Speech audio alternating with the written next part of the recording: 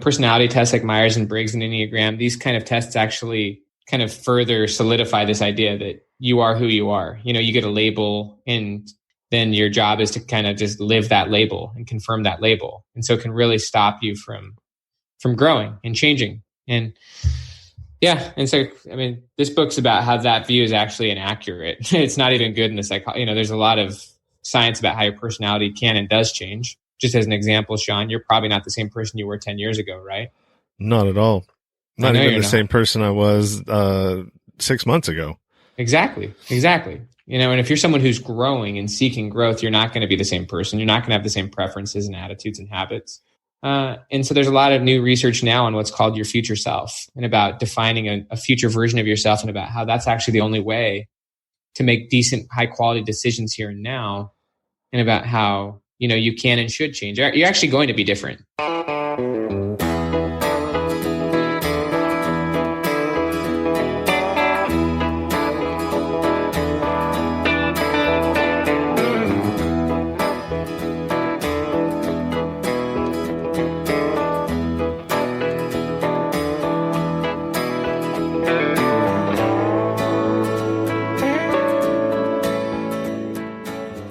This episode is sponsored by Personal Revolution Podcast. Have you ever been stuck inside, wondering how to take control of your life? Is there something you want to do, but haven't been able to do it yet? Well, I got the podcast for you. In Personal Revolution, best-selling author and life coach Allison Task helps you take control of your life with inspiration and humor, so that you move from where you are now to where you want to be and have fun doing it. It's like having a personal coach whispering in your ear. This 3-month podcast course, along with the bonus episodes each month, will help you create a clear vision for what you want out of your life. Remove the frustrating blocks that are holding you back. Develop a detailed action plan that will drive you to where you want to be, and build the network that will help you create your future. The Personal Revolution podcast comes with a personal workbook and real-time access to a community of other changemakers working towards their goals with positivity, possibility, and momentum. And for a limited time, all of this is available to you for free. Download the Himalaya app in your app store, look up Personal Revolution, and enter the promo code REVOLUTION at checkout to get your first month absolutely free. If you're ready to go after a better life, you are ready for Personal Revolution. Here, take a listen. Hi, my name is Allison Task, and I am the host of Personal Revolution. Are you ready to be happy and do that thing you always wanted to do? Well, I am thrilled to announce that I have now made available for free the Personal Revolution podcast course. This course is based on my best-selling book, and it is now yours for free wherever you like to listen to podcasts. It includes 10 original episodes with plenty of never-released-before content, and then it includes a premium version for $4.99 a month. You will get a customized workbook. You'll get access to a private community on Himalaya, and you'll have just-in-time audio drop-ins from me again in the community on Himalaya. Just go to Himalaya.com, look up Personal Revolution, and type in Revolution to get your first month for free. I'll look forward to seeing you in the community. Hey, thanks for stopping by the Nowhere to Go But Up podcast. I'm the host, Sean Dustin. If this is your first time listening, welcome. If you're returning, welcome back. It's good to have you with us today. If you'd like to support the show, please subscribe, rate, and review on your favorite podcast platform. I have merchandise available now: hoodies, t-shirts, mugs, and other items. This is another way to help support the show. The show will get a portion of the proceeds to help keep the lights on. You can find direct links to iTunes, Spotify, Stitcher, YouTube, merchandise, and anywhere else we are online at the bottom of the show notes. Go to the Linktree link, and that will take you to all the ways to connect with the show. One last thing is, if you want to be a guest on the show, you think you have a story that somebody out there could benefit from hearing, you have a bottom that you want to tell people about so they possibly don't have to go through what you did, go to the bottom of the show notes, hit the Linktree link, go to my scheduling page, choose a time, fill out the guest form, and I'll take a look at it, and we'll go from there.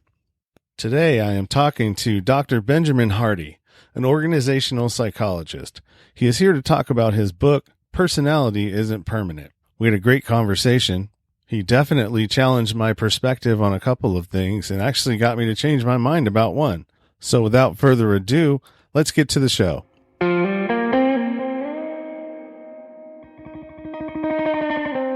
This is a Nowhere to Go But Up podcast. I'm your host, Sean Dustin. Today we are here with Dr. Benjamin Hardy. He is an organizational psychologist and best-selling author of Willpower Doesn't Work. His blogs have been read by over 100 million people and are featured on Forbes, Fortune, CNBC, Cheddar, Big Think, and many others. He is a regular contributor to INC and Psychology Today. And from 2015 to 2018, he was the number one writer in the world on medium.com. And he's currently waiting for a book to be, or you just published one, you're just waiting for it to come out, called Personality Isn't Permanent, which debunks the pervasive myths of personality that have captured pop culture. So tell me a little bit about your newest book, and Personality is Permanent. That's interesting because I can totally relate. I have personal experience with it. I know. I've read a little bit about your story. Sounds like there's a lot there. Yeah. So this book's about, this book's about how most people have been taught kind of inaccurate views of personality. And these views can really limit people's ability to change and grow. The kind of dominant views are that your personality is who you are. It's innate. It's not flexible. You can't change it. And your job is just to discover who you are. Figure out who you are so that then you can live the life that you were supposed to live. And those views lead people to being very inflexible and ultimately having a fixed mindset about themselves. Personality tests like Myers-Briggs and Enneagram, these kind of tests actually kind of further solidify this idea that you are who you are. You get a label, and then your job is to kind of just live that label and confirm that label. And so it can really stop you from growing and changing. And yeah. And so, this book's about how that view is actually inaccurate. It's not even good in the psychology. There's a lot of science about how your personality can and does change. Just as an example, Sean, you're probably not the same person you were 10 years ago, right? Not at all. Not even the same person I was 6 months ago. Exactly. And if you're someone who's growing and seeking growth, you're not going to be the same person. You're not going to have the same preferences and attitudes and habits. And so there's a lot of new research now on what's called your future self, and about defining a future version of yourself, and about how that's actually the only way to make decent, high quality decisions here and now, and about how, you can and should change. You're actually going to be different. Your future self, Sean, is not going to be the same person you are today. They're going to have a different situation, different preferences. And so rather than holding so tight to your current identity, you can be flexible to who you want to be. I agree with that 100%. I've lived that myself.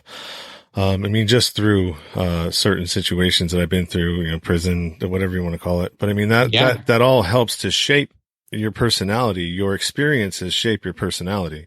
Definitely. So the personality I had before I went to prison, I was like a social butterfly.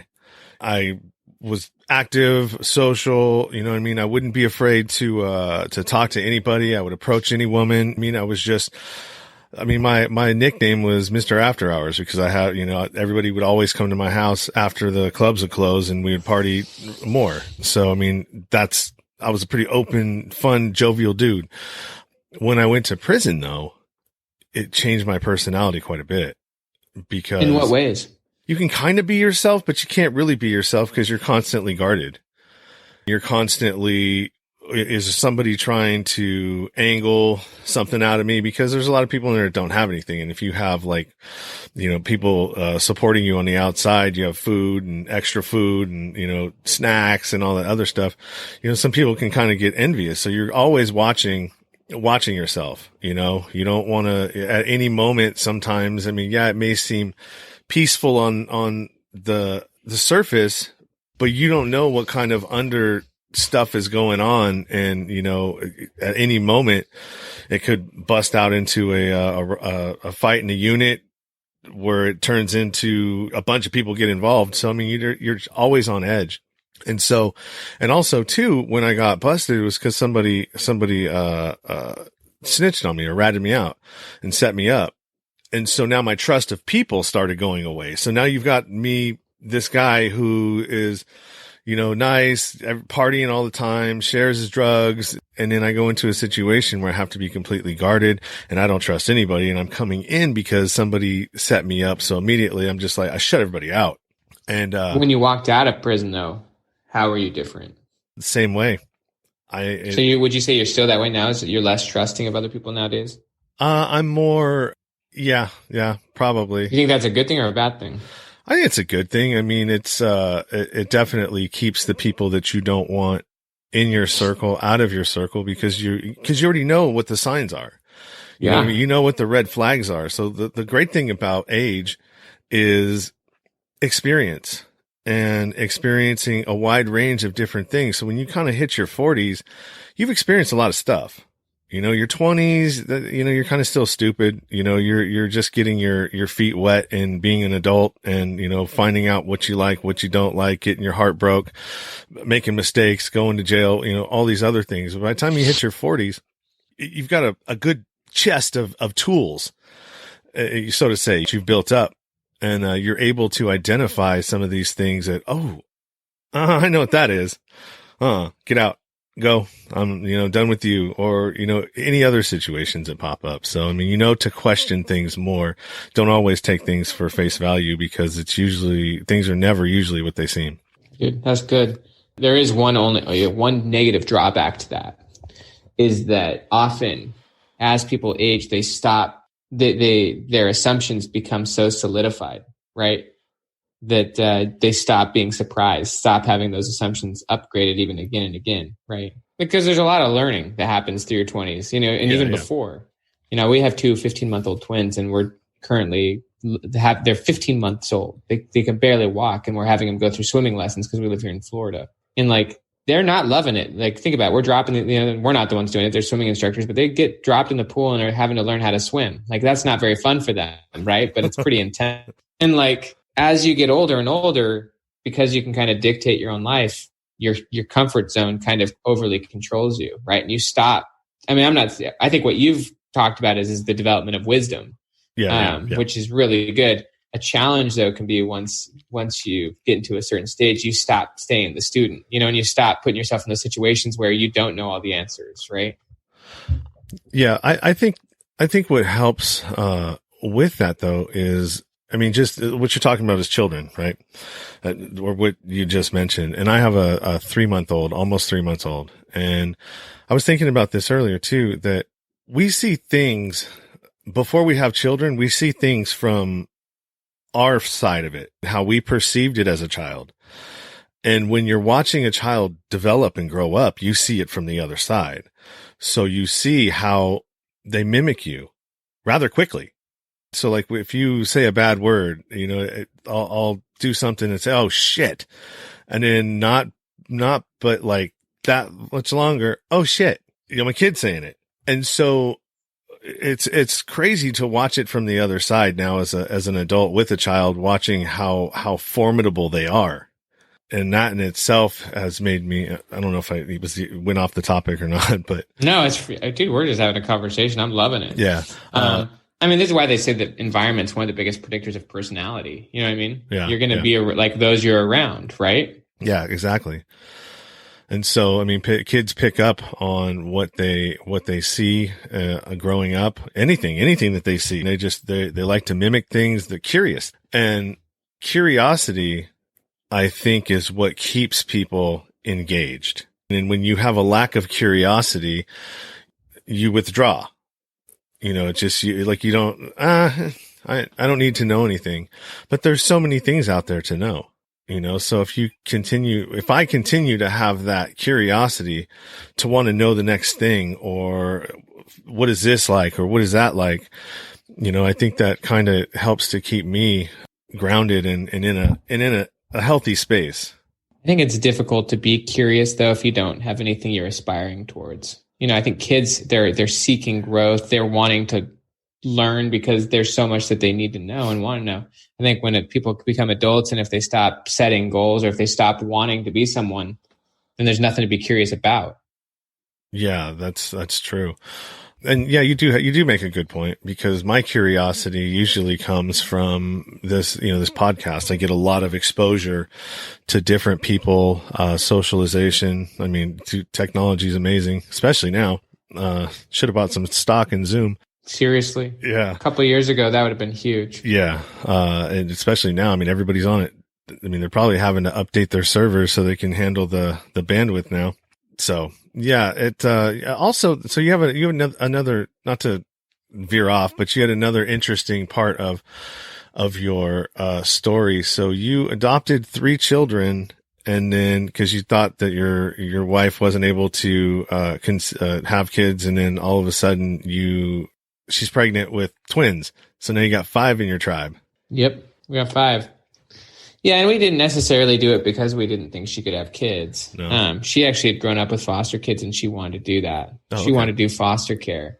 And so, while we were living in South Carolina, we became foster parents of 3 kids.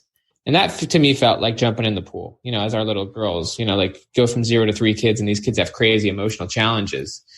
Yeah, it was nuts, and then obviously we were able to adopt them, and a month later my wife had twins. And so kind of can throw a loop at you. In 2018, we adopted 3 kids and had twins. It was a crazy year, man. Yeah, that's a lot. That's a huge change in a short period of time. It's a lot of change. And I think it's good. It was good for me. I'll just admit. One of the big things I talk about in personalities and permanent is obviously that your current self is different from your former self. You're not the same person you used to be, right? Yeah. But your future self is different from your current self. But, the person I am today, the person having this conversation with you, now that I've got 5 kids and we've gone through all those court battles, and, I've learned how to, seek to be a better husband and father. I'm not the same guy I was 3 or 4 years ago. I mean, when we first got these kids, admittedly, it took an adjustment for me to want them. It was mostly my wife's not decision, because it was our shared decision. It was mostly her desire initially. And I had to learn how to develop that desire. And that's something you can do, by the way.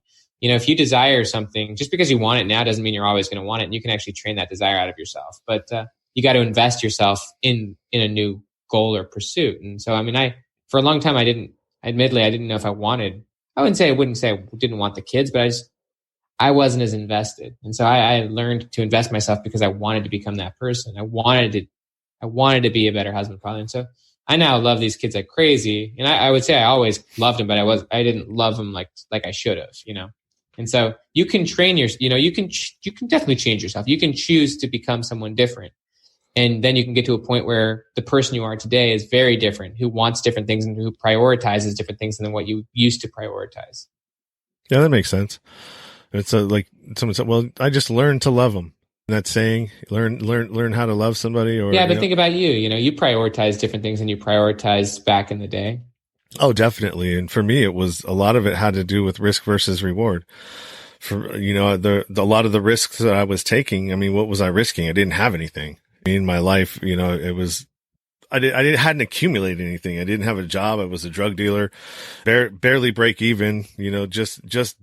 Made enough money to keep the ship going, and partying like the way that I wanted to. But I mean, it wasn't definitely not that. And so, yeah, there was hardly any risk for me. So I did it. Now it's when I think about doing stuff like that, I'm like, all right, well, it's a no brainer now. Like I have so much to lose that doing this one silly thing could crumble the whole cake. So, I mean, it's pretty interesting, right? And your future self's going to have a different cake, right? And so your future self is going to do things differently than you do them now.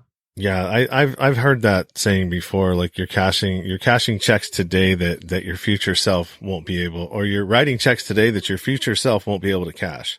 So how does that, what are some applications of that? Because I freaking love that idea and it kind of scares me a little bit. Yeah. Give me some examples of things like that, aside from financial. Because I love that idea and it scares me a little bit. A lot of it has to do with feelings, because how I'm feeling determines some of the decisions that I make or choices that are presented to me are a lot based on where I'm at emotionally. Have I had enough sleep? Have I had, have I had enough water? Because if you're somewhat dehydrated, that plays, a part in your brain too, your brain function. And at least that's how I think. I think it's huge. And I think that's actually very true. I think that we're making decisions right now, often that our future self is going to be pretty upset about, right? Yeah. That's why there's a lot of research on this now in psychology, that you're actually going to make better decisions rather than saying, what do I want? It's what would my future self want me to do? Yeah. Then you can make decisions that would set them up for success versus doing decisions now that are going to set them up for failure. Well, it also gives you that pause, because we make split decisions, especially in anger. Anger is a huge one. It's the cheapest emotion and the one that's the most readily available, but it's the one that causes the most damage in such a short amount of time. And that pause, wait a minute, what would my future self do? It takes it away. It's called living intentionally. Yeah. And it takes that emotion. Rather than subconsciously and emotionally, right? Yeah. And so what I do is I just put all of that stuff into perspective into the decisions that I need to do. So, I mean, obviously for me, my drug of choice was methamphetamine. That's what took me down. And so by all means, I have to do whatever it takes to not put myself in a situation where I may have to choose, do I want to do this drug or do I want to ruin my life? And so here's a question for you. Yeah, I want you to explain this a little bit because I have a younger brother who's struggling with this right now. So break this down a little bit further for me. Okay, so what I do is I know what my triggers are, and it was only, and you don't know this until you actually get time and distance away from the substance itself and get some sobriety under your belt. And with that drug, but how did you get that time and distance? You had to get that time and distance in order to even get there. It took me 15 years to get that. I know, but how'd you get that time and distance? Was that prison, or what was it that allowed you to get sober even for a month? It was just sick and tired of being sick and tired. I was tired of not being someone that could be counted on, always disappointing everybody, never following through with anything, can't get a job, was just constantly screwing up. And I just got tired of it. And I was thinking about, God, you're 30, you're in your 30s now. I mean, half your life is over and you don't amount to anything. You're living at home. You're just the person that I became. I didn't like who it was. I'd been through 18 different institutions, from juvenile halls to drug treatment centers. There was just a long wake of destruction that was in my path, and everything I touched just, you know what I mean? I just wasn't a good person. And so all of those things, kind of combined, I just sort of, I try to explain it. It's almost like I was possessed for 15 years by some unsettled spirit. It was just going through chaos and madness and all kinds of different situations and things that I was, on a path for. And then all of a sudden it just the light went on and it changed. But the one thing that gave me the good start is, and I don't know if this would work for anybody, but I had known what prison was like. I knew that I was going back to a violation to do 90 days in a county facility. In a county facility, it's not like prison. It's a lot more dangerous. You just got people in there that don't have any respect. A lot of fights. Anything could possibly happen in a county or city jail situation. So I knew I was going into this, and I had a month to turn myself in, or like 2 months to turn myself in. And I knew that if I was going to be kicking while I was in there, then I would be vulnerable to the forces that were inside. And I wouldn't be my optimal self to be able to defend myself if I'm in there trying to kick a meth habit. And also nicotine too. So I stopped smoking about 30 days, maybe like 6 weeks to 30 days before I went in, and I stopped meth to do that too as well. And then once I got out, I just maintained it. And what allowed me to maintain that was I found different hobbies to do that didn't require being around the same people that I was around. So I had to remove myself from everything that had to do with that lifestyle, including listening to music, because it was triggering for me.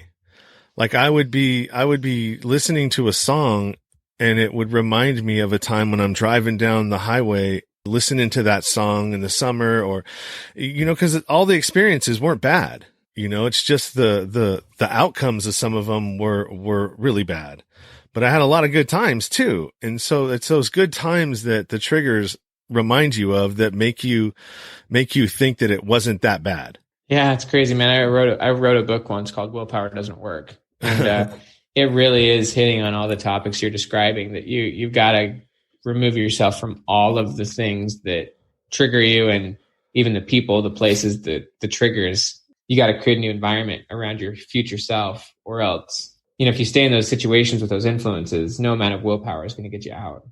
Yeah, because the brain will figure out a way to get what it wants, and it will talk you into or rationalize irrational behavior, and because you're thinking about something. And here's a part of meth that people don't talk about, and it's the sexual aspect of it. All right, a lot of times that brought me back.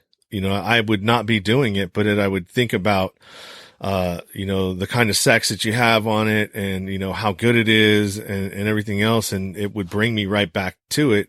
Now I'm back in the cycle again. And so, a lot of people don't even talk about that part of it, but anything. I have people in my life that are hooked on meth right now. And so, I'm not really sure how to handle the situation, because they go through crazy cycles. You know what I mean? Yeah. Yeah. It's not a good drug. And it really, it affected, like I said, it took me 2 years to get normal after I stopped, which was normal up here, where the serotonin levels and everything else kind of evened out. And I felt like I wasn't in a fog, kind of, you know what I mean? Where just life was just different for a couple of years after that. And it wasn't. What were those 2 years like? Like, how did you make it through those 2 years? Well, part of it was I had other things that so like I got involved in playing slow pitch softball. So I found different things to give me sense of purpose, and to also, I was doing things that were building my self-esteem and my confidence. Okay. And so when I was using, I was doing a lot of things that were bad decisions and made me feel bad about myself, which would therefore put me into a spin or a justified way to just keep using, because I felt bad, like, oh, I'm a piece of shit anyway, so who cares? Who cares if I go and get high? It doesn't matter. And I would purposely set up situations to put me in that mode. To fail, right? So that you would feel like crap again, right? Yeah.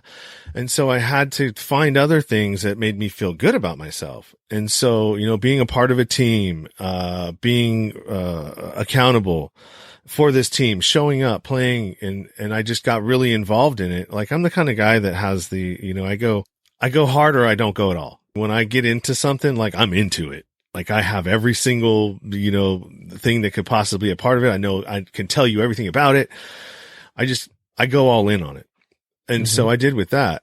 The thing that I didn't like how that league was being run.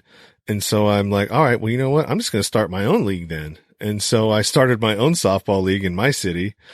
And that was the first time that I had actually accomplished something that wasn't illegal or, part of me trying to manipulate somebody out of something, or, you know what I mean? It's something I actually took an interest in and sought out something, completed it, and accomplished a goal. And so that's essential for confidence, right? Yeah. And for self-esteem, because now it's like, oh, maybe I'm not a piece of shit.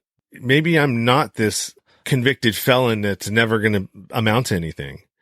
And so you have to start doing things that are going to change the story inside your own head. That's the key.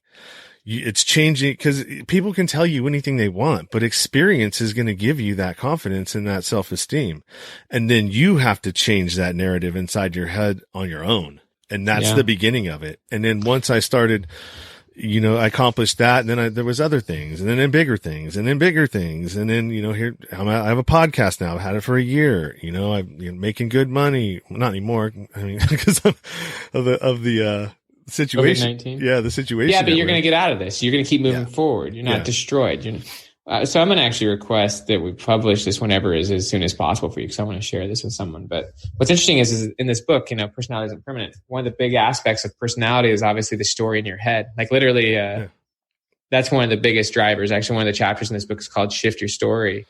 And from like a identity perspective, how we see ourselves is based on how we explain ourselves, And so I wonder if with you, for example, when you started, obviously you were getting experience and you were starting to see yourself as someone worth being. But now when you're working towards goals and stuff like that, like, how do you use this story to help you become who you want to be now?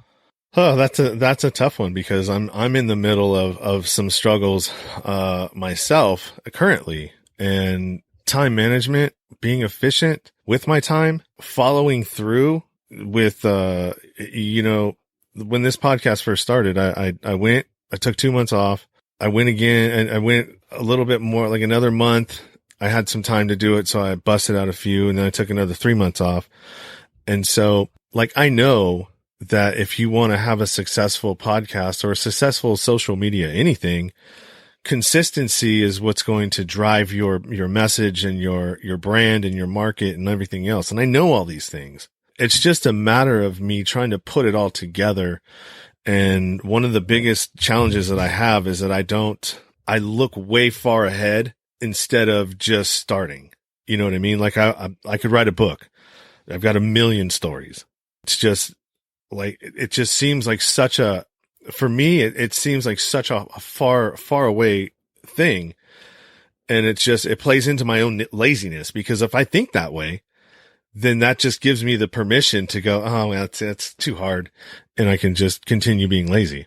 What would happen if not finish the book, but like, what could you accomplish in 90 days towards that book? Where could you be in 90 days from now if you were working on it for 90 days? Even if you just wrote, not consistently, but if you halfway done. Yes, that would be an interesting story. You know what I mean? Yeah. Is you could be in a crazy place in 90 days from now, right? I think that becomes the new focus, right? Yeah. And then, but there's other things that I've got going on too. So it's a matter of me stopping the excuses that I have in my head that give me the permission to not fulfill what I know would elevate me to the next level of what it is that I'm trying to do. Does that make sense? Yeah, dude, we're all there. We're all dealing with it. And I think some of that could be fear of, okay, what if it does do what I want it to do? And so there's that as well. It's like right now I'm like, well, what is the negatives? What are any negatives that would come if it works? Knowing my personality is, will I be able to handle it? Well, what if the person in the future is someone who can handle it? Well, then it's a win. It's a net positive. It's just a matter of changing that narrative in myself. Freaking cool, man. I hope you write that book. I do too, man. I hope I get out of my own way and stop being lazy and figure out how to, I think your book would be really important for a lot of people. I think you've got a lot of really important insights, and you've got crazy stories and a crazy past. And I think you've come such a far way that it'd be sad if your book didn't make it out there. I agree. I agree. I just have to do it, man. I just have to do it. Do the worst first, dude. Do it in the morning before you do anything else, man. Do it for 30 minutes a day. You know what? A lot of times when people tell me stuff like that, I'm like, yeah. You're right. And it kind of just got, I already knew that it was going to fly out the other ear as soon as it went in. You ever experience that? Oh yeah, for sure. But I think you're right, man. I think maybe at least owe it to myself to try, right? Well, one thing from like a willpower perspective, think about it. Like who could you get to support you on this goal? Why you got to do it by yourself, man? Who can you get? You're now talking about it. That's a big thing. Your audience now is going to hear about it. We all want it, You got to tell your audience it's coming out, man. Put that positive pressure on yourself. Tell them it's coming out in 6 months, man. Start, or even a year or whatever, but start getting some accountability externally outside yourself. You know what I mean? And maybe get some support. Someone who promises they'll read your crappy chapter at the end of the week, and give you some feedback. You got to stop trying to do it all on your own and start getting an environment around it, just like you did with your drugs. That's a good point. Yeah. That's how you create a future self. It's the same process, in my opinion, as overcoming an addiction, dude. Right now you have an addiction to not writing. You know what I mean? Yeah. So the process of becoming your future self is the same way. You got to build an environment around it. Yeah, that makes a lot of sense. If you just look at the way that I look, I live in a fifth wheel. All right. So it's a 40-foot fifth wheel, just me. I'm pretty, being in jail has made this actually not bad for me. I've been in solitary confinement for 30 days plus. It's a lot worse than this. So it's just, I've become, to the point where I have acquaintances. I have one good friend, that I can count on. And if I ever got in trouble, I could, count on him. But for the most part, I don't go out and try to make new friends or, you know what I mean? Would you be willing to start doing that, man? Going outside your comfort zone? Well, I feel like I am on these because it's really easy for me to do this. Dude, you're freaking good at it. Yeah. This is simple for me, but like to go out in society, like let's say I'm single. Like I wouldn't even think about wanting to go and approach a chick to go ask her out or something because it just. Wait, so you wouldn't think about it, but would you want to eventually? Yeah, at some point. I mean, I think that's, it's a lot better the option than the online dating because you never really know what you're getting because everybody's putting their best picture of themselves from 10 years ago on there a lot of times. I mean, how I view personality is it's your comfort zone, yeah. Right? And so it would be courageous to work towards a future self, the version of you who's got a wife or a kid, or maybe it's not even that, just in a great relationship, right? Yeah, yeah. And so it takes courage to stop being in your comfort zone, but that's how you create results in your life, right? Yeah. And then also too, I mean, a lot of it is that like I said, I have I co-parent my daughter. And so she's almost 3.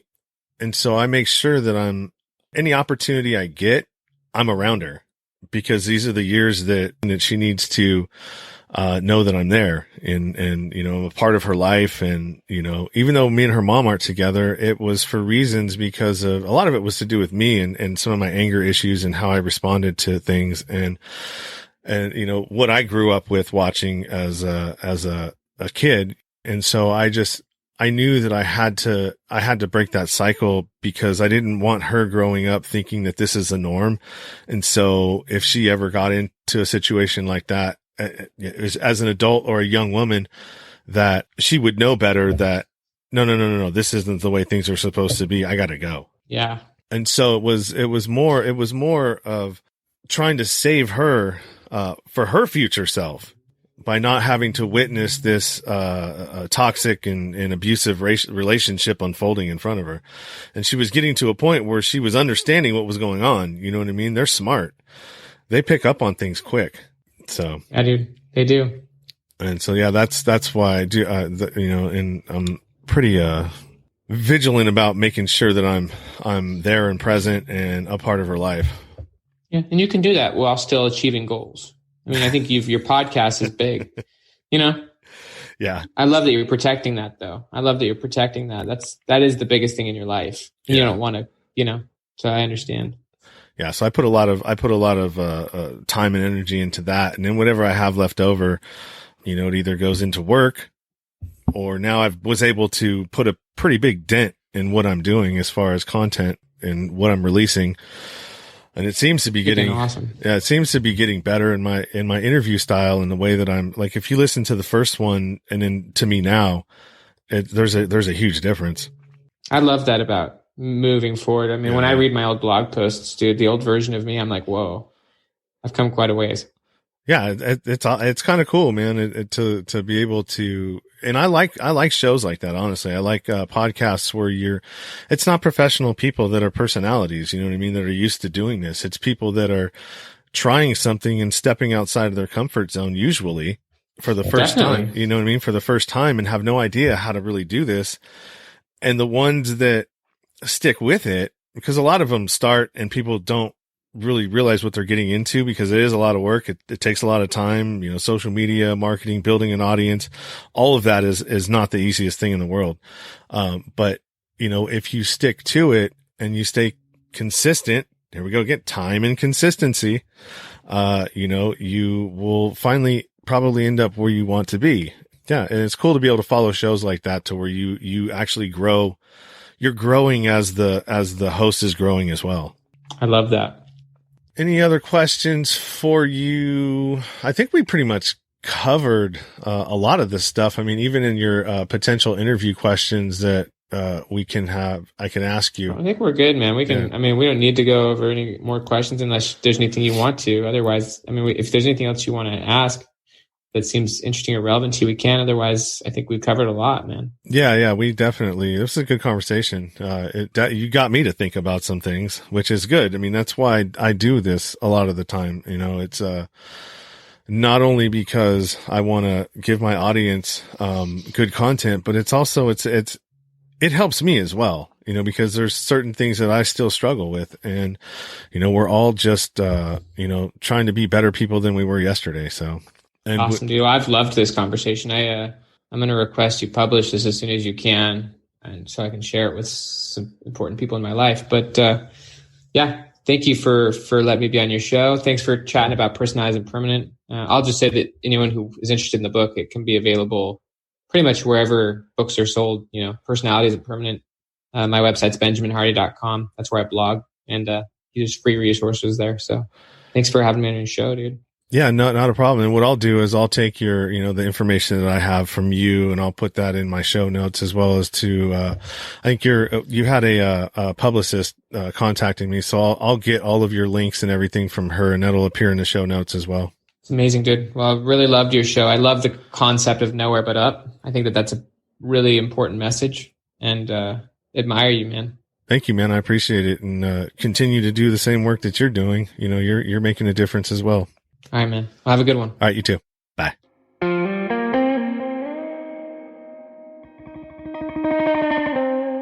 Thank you for listening to the show. And thank you to Dr. Hardy. That was a great conversation. And hopefully I was able to help you a little bit yourself with trying to give you an explanation of what it took for me to finally stop using my drug of choice. And as always, you'll be able to find Dr. Hardy's places, social media, website, anywhere where he is in the show notes, and for me as well. I'll throw my link tree down there, and that has everywhere that you can possibly find me online. So until next time, stay true to yourself, keep it 100. Everything else is just noise.